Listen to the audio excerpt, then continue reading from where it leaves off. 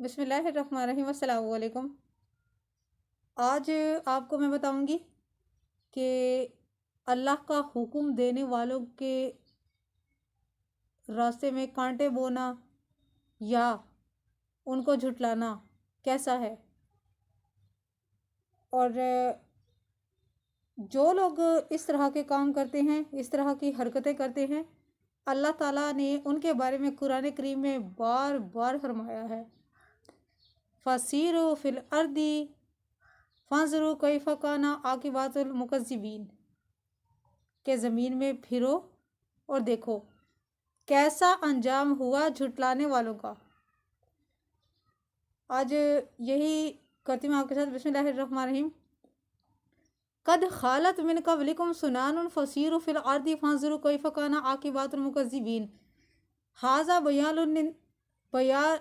بیان للناس وہدی وموعظۃ للمتقین، ولا تہنوا ولا تحزنوا وانتم الاعلون ان کنتم مؤمنین، ان یمسسکم قرح فقد مس القوم قرح مثلہ وتلک الایام نداولها بین الناس وَلِيَعْلَمَ اللَّهُ الَّذِينَ آمَنُوا وَيَتَّخِذَ مِنْكُمْ شُهَدَاءَ وَاللَّهُ لَا يُحِبُّ الظَّالِمِينَ وَلِيُمَحِّصَ اللَّهُ الَّذِينَ آمَنُوا وَيَمْحَقَ الْكَافِرِينَ أَمْ حَسِبْتُمْ أَن تَدْخُلُوا الْجَنَّةَ وَلَمَّا يَعْلَمِ اللَّهُ الَّذِينَ جَاهَدُوا مِنْكُمْ وَيَعْلَمُ الصَّابِرِينَ وَلَقَدْ كُنْتُمْ تَمَنَّوْنَ الموت من قبل أن تلقوه فقد رأیتموہ وانتم تنظرون۔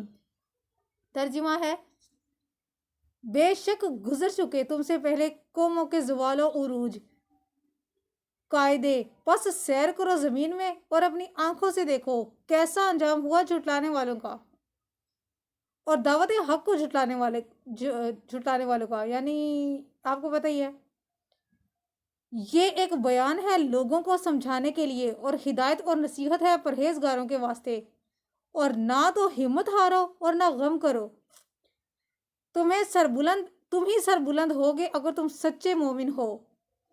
احد میں اگر تمہیں چوٹ لگی ہے تو بدر میں لگ چکی چوٹ تمہارے دشمن کو ایسی ہی، اور یہ ہار جیت دن ہم پھراتے رہتے ہیں انہی لوگوں میں، اور یہ اس لیے کہ دیکھ لے اللہ تعالیٰ ان کو جو ایمان لائے اور بنا لیے تم میں سے کچھ شہید، اور اللہ تعالیٰ دوست نہیں رکھتا ظالموں کو، اور اس لیے کہ نکھار دے اللہ تعالیٰ انہیں جو ایمان لائے اور مٹا دے کافروں کو۔ کیا تم گمان رکھتے ہو کہ یوں ہی داخل ہو جاؤ گے جنت میں، حالانکہ ابھی دیکھا ہی نہیں تم نے ان لوگوں کو جنہوں نے جہاد کیا تم میں سے، اور دیکھا ہی نہیں آزمائش میں صبر کرنے والوں کو، اور تم آرزو کرتے تھے موت کی اس سے پہلے کہ تم اس سے ملاقات کرو، سو اب دیکھ لیا تم نے اس کو، اور تم آنکھوں سے مشاہدہ کر رہے ہو، یعنی تم آنکھوں سے دیکھ رہے ہو۔ اللہ تعالیٰ نے یہاں پر واضح اعلان فرمایا ہے کہ نہ تو تم بغیر آزمائشوں کے یا بغیر مصائب کو جھیلے تم جنت میں جا سکتے ہو، اور نہ ہی ایسا کبھی ہو سکتا ہے۔ اور تبلیغ کرنے والے، دعوت حق دینے والے جو بھی ہیں، واللہ عالم جو بھی ہیں، جتنے لوگ ہیں، ان کو پہلے جھٹلایا جا چکا ہے، انبیاء کو شہید کیا جا چکا ہے پہلے۔ اگر ہم لوگ یہ سوچیں جیسا کہ آج کل ہو رہا ہے، آج کل کے لحاظ سے اگر میں اسے آیت کو لیتی ہوں تو ایسا ہو رہا ہے، آپ کو پتہ بھی ہے میرے پیج پر ایسا ہو رہا ہے کہ مجھے روکا جا رہا ہے۔ خیر، اللہ تعالیٰ ان کو خوش رکھے جو مجھے سپورٹ کر رہے ہیں، اللہ تعالیٰ ان کو اپنے غائبانہ خزانوں سے بے شمار رزق عطا فرمائے، اور جو روک رہے ہیں، جو who barking on me، وہ لگے رہے، I don't care about that۔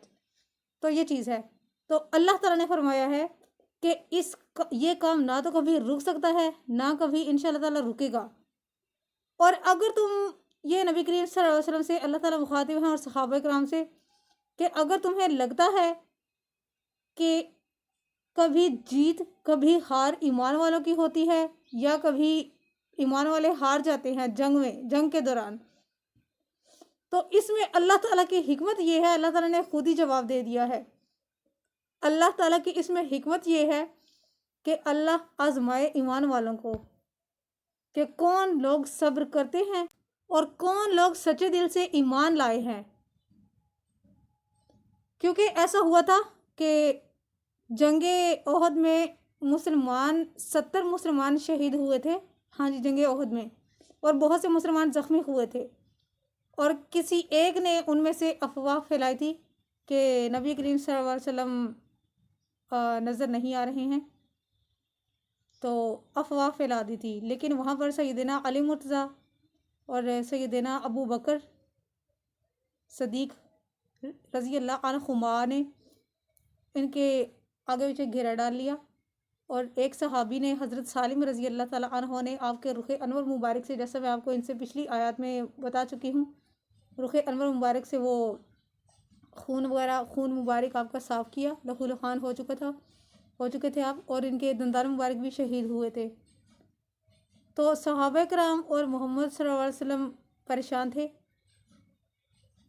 اللہ تعالیٰ نے یہ آیات نازل فرمائی کہ تم ہی میں سے لوگوں کو، ایمان والوں کو میں دیکھنا چاہتا ہوں کہ کون ابھی تک ایمان پر قائم ہے. اس ہار جیت میں ایک حکمت پوشیدہ ہوتی ہے، وہ یہ ہوتی ہے کہ کبھی کبھی اگر کفار جنگ جیت جاتے ہیں تو ایمان والے اگلی جنگ کے لیے کتنا سارا تیار ہوتے ہیں یا کس سچے دل سے تیار ہوتے ہیں، اللہ تعالیٰ یہ دیکھنا چاہتا ہے. اس وجہ سے ایسا ہوتا ہے. لیکن اگر اللہ تعالیٰ نے یہ بھی ساتھ خوشخبری دی ہے، اگر تم لوگ کبھی جنگ ہار بھی جاتے ہو، یعنی کہ مسلمان اگر کبھی جنگ ہار بھی جاتے ہیں، تب بھی اللہ تعالیٰ فائدہ انہی کو دے گا، ہم ہی کو دے گا، مسلمانوں کو ہی دے گا.